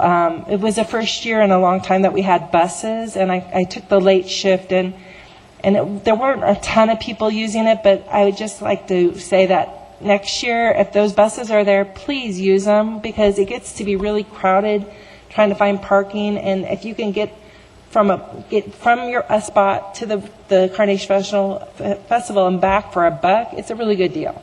And you can see the wonderful fireworks. Mr. Starker? I'd like to add my thanks to the city staff and the police department and Parks and Recreation for putting on the Carnation Festival. Thought it was a great thing. I had an opportunity to walk in the parade, and I really want to thank all the citizens of Wheat Ridge out there who came out to see the parade, visit the Carnation Festival, see the circus. It's a great way to build community, and I think we're making great strides in this, and I want to thank you all for that. Mr. Stutnites? Yeah, I got to give you my spiel here, but before I start, I learned something new tonight. I have never heard of Jim Homework. Never have. Anyway, to get on to it, it would be a great time to relocate either your home or your business to Wheat Ridge. If you need any help, see one of us or staff. Positive thing, in all districts, I see a ton of weeds, and we see one lady picking them up or pulling them the other day, which is great, but we got to jump on that. There's nothing that makes a community look worse than weeds all over. And as always, please try to find it and buy it in Wheat Ridge. Thank you. Thank you. I guess that would have been at your block party if I would have known about it, because in the past I didn't get my mailbox. So anyway, thanks for having a good block party. And I also wanted to thank the people who attended the circus and the Carnation Festival. When it came forward a year ago, the goal wasn't to have a circus in Wheat Ridge just because the city wanted to have a circus, but the idea was to promote the city and generate some revenue for the city and have people coming into the city and being Wheat Ridge a destination. And I think that happened this year with the number of people that were actually down at the Carnation Festival for the last 2 days. So congratulations to the Carnation Festival. I'm coming. Yeah. Congratulations to the Carnation Festival folks and staff, and Gina Hallisey, and we'll go on Mr. Sarker. You already said. Did he? Okay, sorry. I thought you had me. Yeah. I was looking at your back, but. Was not, it was very not memorable. We're adjourned.